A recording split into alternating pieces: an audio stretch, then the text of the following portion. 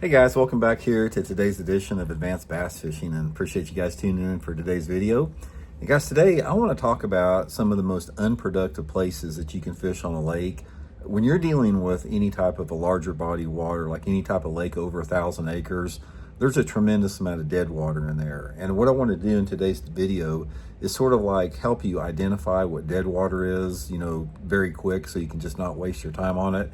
Probably going to do some on the water videos on this at some point, but in today's episode, just want to sort of describe it off the top of the cuff here. And it's pretty easy to figure this out once you sort of like know exactly what to look for, because the whole thing about bass fishing is we have a limited amount of time to find these fish. So the quicker that you can get on the productive water and eliminate the unproductive water, that's the goal we have every day out there. So we'll get into that in today's episode here. Also, guys, for get started, a couple quick things we go over every day. Just like to invite everybody, if you haven't had a chance, to please check out all the links that I put in every video description, guys.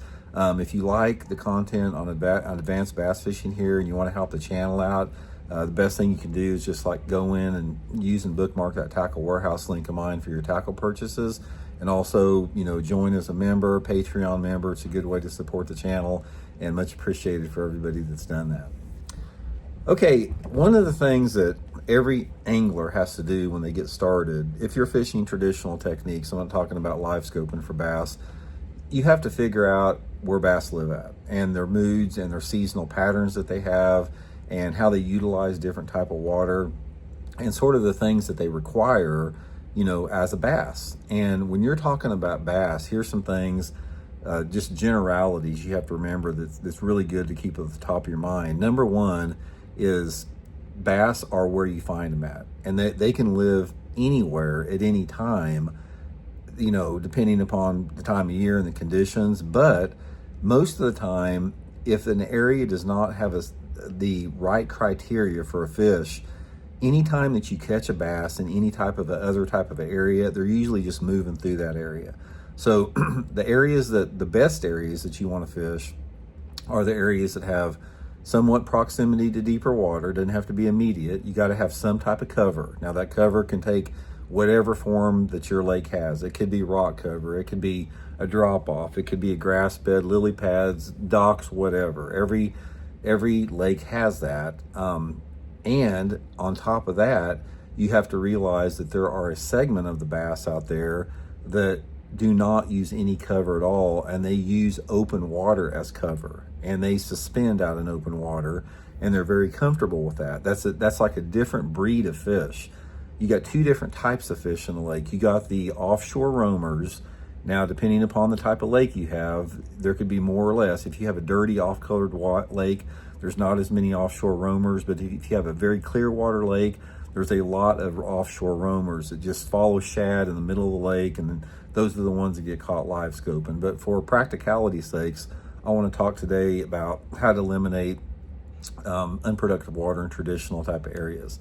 Okay, given that, this is pretty easy to figure out. Number one, when you look at a bank, let's say, for example, you're going down the lake and you see some banks that look good, they got cover on it, and some that don't.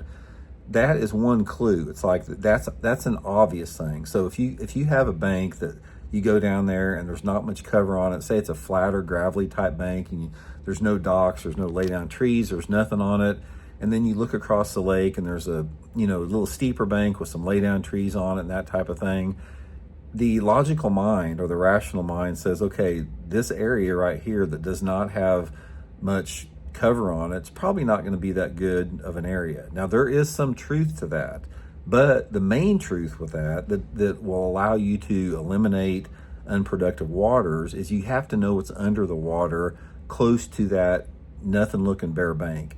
If you happen to have a nothing looking bank that has got some type of a creek channel or a river channel that swings in fairly close to that, it can still be a very visually unappealing area, and it can be a highly productive area.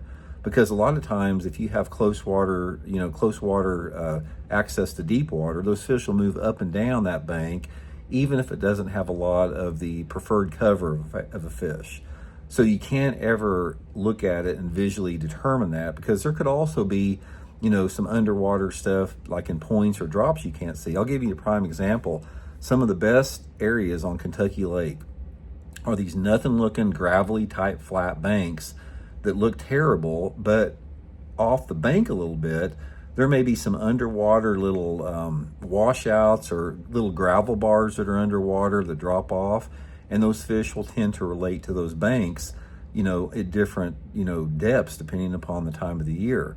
So don't assume just because something does not look good that it's not going to be good. The thing that makes that bank very unappealing and dead water and places you don't want to fish is if you have a combination of a area that does not have much cover and it does not have any proximity to deep water. So let's say, for example, you're running down the lake and you look off to the left and you see this flat, gravelly looking nothing bank, and it's on a big flat where you're 300 or 400 yards away from the main river channel, and say 200, 300 feet away from the actual bank, it's still only 2 or 3 feet deep.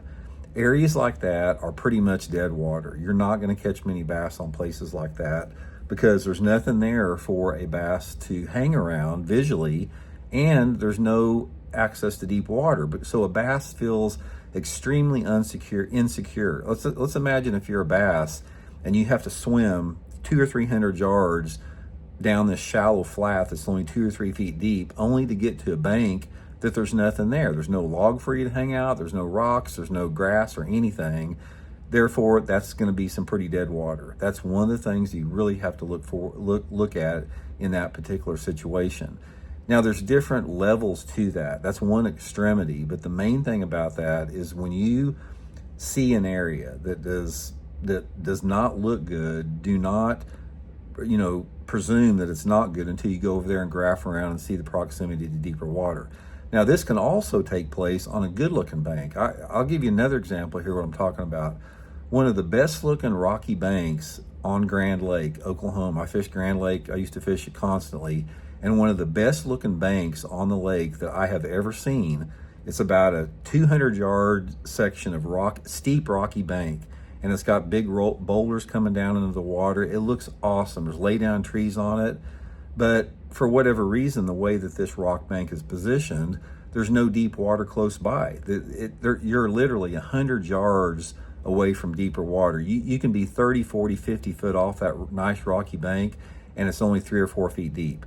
And I haven't caught hardly anything off of that bank in the 50 years I fished the lake except little bitty bass, even though it visually looks really good. So it's all about a combination of what's underneath the water and what's visually above the water. Now, let me give you a different scenario that makes it a little bit better. Let's say you go back over to that real flat, nothing looking bank that's shallow and doesn't have any deep water access.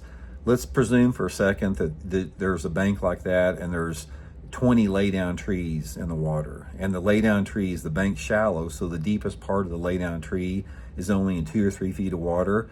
Sometimes, like during the summertime of the year, those bass will travel to those shallow areas to be around that available shallow cover, but it's going to be a small window over the year that those fish are there. Once you lose a certain amount of water temperature and the lake fluctuates up or down, those fish can swim out of there. So the main thing you want to remember, guys, if you always want to be around a lot of fish, is try to be around an area that's got a lot of diverse cover and lots of cover with proximity to deeper water, and you're always going to be a lot more consistent with that. So anyway, I hope it helps out. We'll talk later.